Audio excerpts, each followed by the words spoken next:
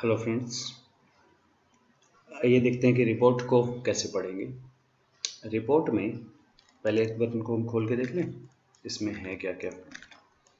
अगर आपको थोड़ा सा सैम का आइडिया है, ये हमारा सिंपल रिग्रेशन है, डिपेंडेंट वेरिएबल, इंडिपेंडेंट वेरिएबल। और सिंपल रिग्रेशन में बीटा ही आर होता है, तो ये हमारा आर है 83784 ये दिस। इससे हम निकालते हैं ए वी और कंपोजिट रिलायबिलिटी, ये भी सारी वही चीज़ें।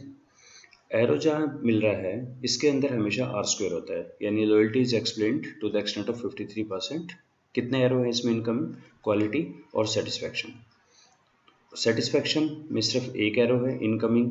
Quality leads to satisfaction to the extent of 30% and behavioural intention to 47%, और दो इंडिपेंडेंट वेरिएबल।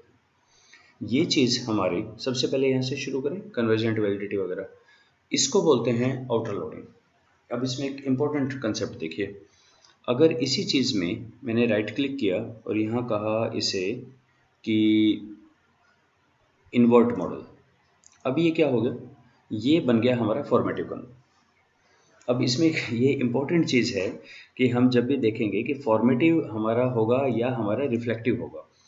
अभी ये है, वैसे तो ये हमें रिव्यू से पता लग जाएगा देख के कि अगर इनमें लग रहा है कि सारा जो एक पे बोलेगा वैसे ही सब पे है, तो रिफ्लेक्टिव है, तो इसको हम कर देंगे Y.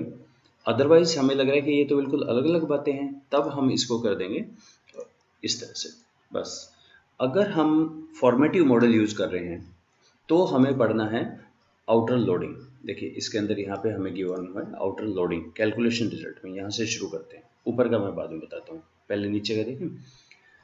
Outer loading, outer loading और आउटर वेट, क्या फ़र्क है इसमें?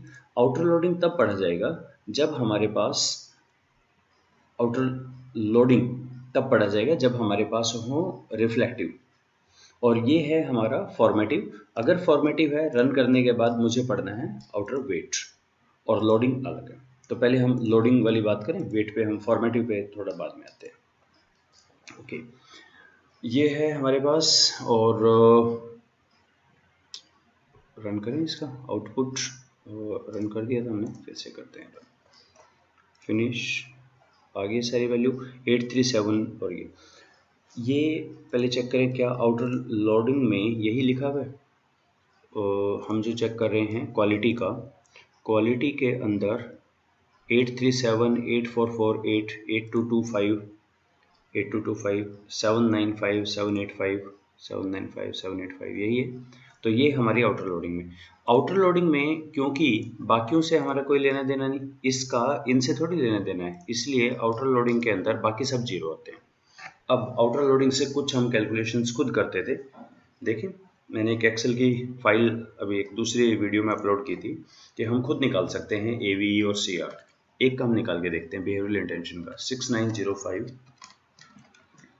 सेकंड। ओके 69, ये तो बता रहा है कि यहीं पे एरर है। ठीक है, 7376, 7376, 7874, नेक्स्ट 7312, नेक्स्ट 7989, देन 781, चाहिए इसमें। तो हमारा AV आया 0.57 और CR कंपोजिट रिलायबिलिटी आया 0.888। यही चीज़ आउटर लोडिंग की अगर आप यहाँ ओवरव्यू में देखें, ओवरव्यू में ये आ गया बिहेवियरल इंटेंशन का 5706। ये जो 57 है अप टू, अगर हम इसको देखें एक डेसिमल प्लेस बढ़ा के, ये वही चीज़ है 5706। सेकंड कंपोजिट रिलायबिलिटी 8883, तो क्या ये 8883 है? 8883, ठीक है। क्रॉनबेक अल्फा, अब ये क्रॉनबेक अल्फा ये वाली चीज़ हमें निकालनी पड़ेगी SPSS में जाके, मतलब क्रॉस चेकिंग के लिए। अदरवाइज तो ज़रूरत ही नहीं है, ये निकाल के दे ही रहे हैं। पर एक बार मैं बस क्रॉस चेक करके देख लेता हूँ क्या वही आ रहा है चीज़ या नहीं आ रहा है। तो फाइल जिस पे मैं काम कर रहा हूँ उसका नाम है डेमो, वर्कस्पेस के अंदर है। और मुझे किसी एक का निकाल के देख लें, बिहेवियरल इंटेंशन का क्रॉनबेक अल्फा निकाल के देख लेते हैं। Scale reliability analysis, behavioural intention 226 833, तो ये है बिहेवियरल का 834। मुझे गड़बड़ लग रही है यहाँ पे, बिहेवियरल इंटेंशन का मैंने कहीं 1 छोड़ दिया है शायद। बिहेवियरल इंटेंशन 1 ये आया है 843 और यहाँ कितना आ रहा है 849। अच्छा, किसी और का चेक करके देख लो मैं एक बारी। और लेट्स चेक फॉर सेटिस्फैक्शन। 852 है सेटिस्फैक्शन। 4 स्टेटमेंट हैं सेटिस्फैक्शन में और इनका क्रॉस का अल्फा है 851 852। ओके, फिर तो क्वालिटी का भी देख ही लेते हैं। क्वालिटी 1 से सॉरी गलत हो गया। सिंटैक्स की हम बात कर चुके हैं। सिंटैक्स क्या होता है, रीसेट क्वालिटी से क्वालिटी 6। क्वालिटी का है 8946। ओके, बहुत ही अप्रॉक्सीमेट, मतलब ठीक है लगभग, नो सिग्निफिकेंट डिफरेंस। लॉयल्टी 1 से 5 और ये आया 857 859। ओके, लगभग वही है। तो क्रोनबेक अल्फा रिलायबिलिटी हम बात कर चुके, एवी की हम बात कर चुके, ये निकलेंगी लोडिंग से। तो लोडिंग की वैल्यू अगर आपको पता है बहुत ही अच्छा बात है, खुद निकाल सकते हैं, एक्सेल फाइल है इसमें डाल के। अब सबसे पहले तो ये कह रहा है कि ये जो एक है इसको आप ड्रॉप कर दें। जो प्रोफेसर हेयर है वो तो यही सजेस्ट करते हैं कि आउटराइटली जो 0.5 से है कम, जो 691 जिसकी है 691 हम बिहेवियरल इंटेंशन में कर रहे थे, बिहेवियरल इंटेंशन 1 को डिलीट ही आपको करना पड़ेगा, 50% एक्सप्लेनेशन नहीं है।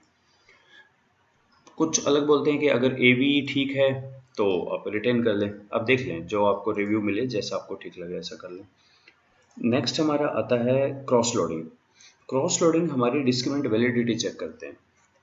अच्छा, इसमें एक चीज़ ये देखिए, ऊपर यहाँ कुछ बटन्स हैं हमारे, इससे डेसिमल प्लेस कम हो जाते हैं और इससे डेसिमल प्लेस बढ़ जाते हैं। ठीक है, अब हमें क्या करना है, मैं इस सारे आउटपुट को एक बार ले चलता हूँ एक्सेल के अंदर किसी और शीट में।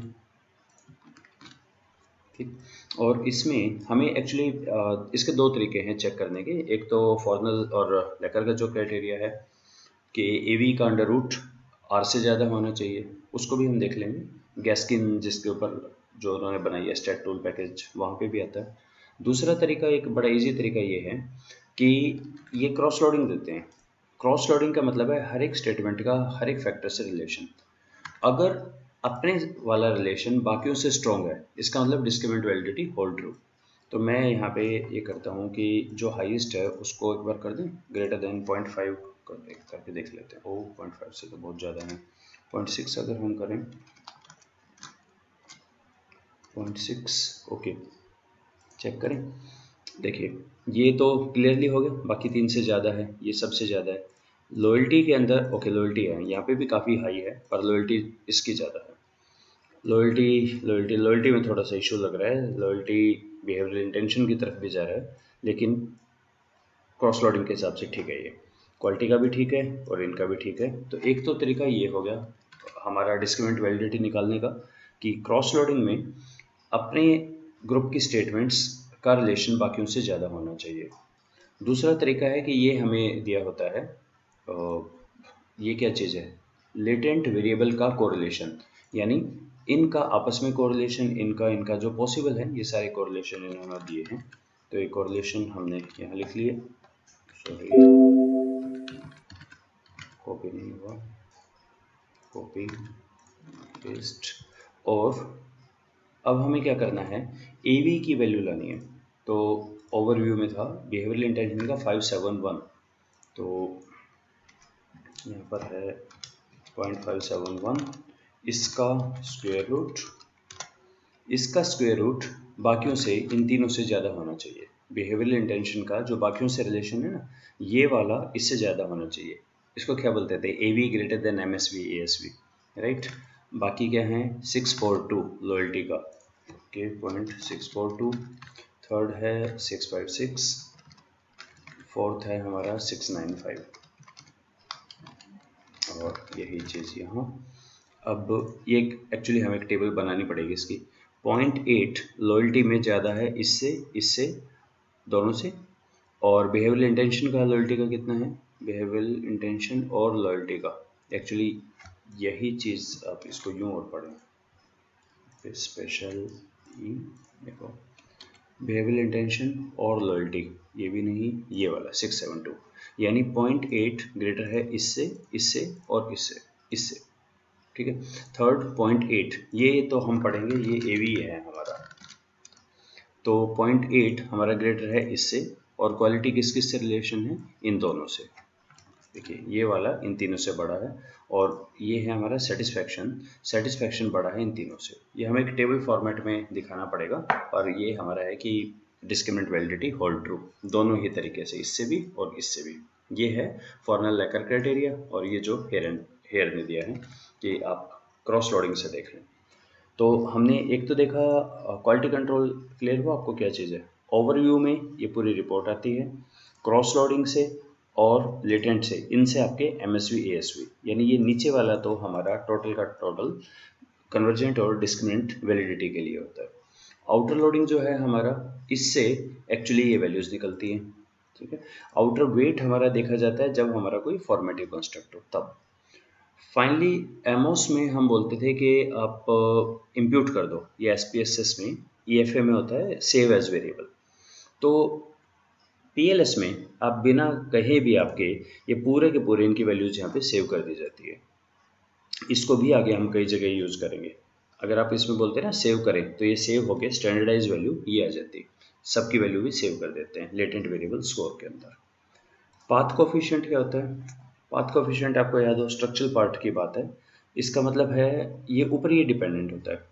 डिपेंडेंट वेरिएबल जैसे देखें, क्वालिटी लीड्स टू लॉयल्टी, तो क्वालिटी लीड्स टू लॉयल्टी ये है 0.4, तो यहाँ पे क्वालिटी लीड्स टू ये 0.4 हो गया, क्या है ये, स्टैंडर्डाइज बीटा।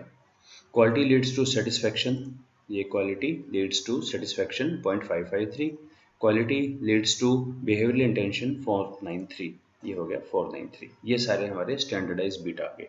इसी का अगर आप स्क्वायर करके देखें, अगर एक होता तो ऑब्वियसली यही स्क्वायर हो जाता, लेकिन यहाँ पे तो दो है ना, मल्टीपल है, ऐसे स्क्वायर आप नहीं कर सकते। तो लेकिन इसमें अगर आप देखें 553, इसका स्क्वायर सर्टेनली यही आ जाएगा, क्योंकि इसमें सिर्फ एक ही है, ये सिंपल रिग्रेशन है, ये मल्टीपल रिग्रेशन, ये मल्टीपल रिग्रेशन, तो ये मीडिएटर भी है।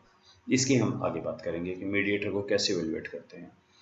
फाइनली इसमें वो नहीं आया हमारे पास कि ये जो बीटा तो आ गया, पर क्या ये सिग्निफिकेंट है, अगर वो चेक करना है, उस चीज़ को हम बोलते हैं बूटस्ट्रैपिंग।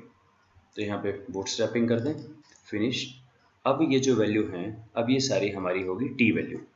टी वैल्यू मतलब ये टी की कितनी होती है वैल्यू, 1.96 या 2, तो ग्रेटर देन का मतलब हाँ ये रिलेशन सिग्निफिकेंट, तो ये सभी रिलेशन हमारे सिग्निफिकेंट है।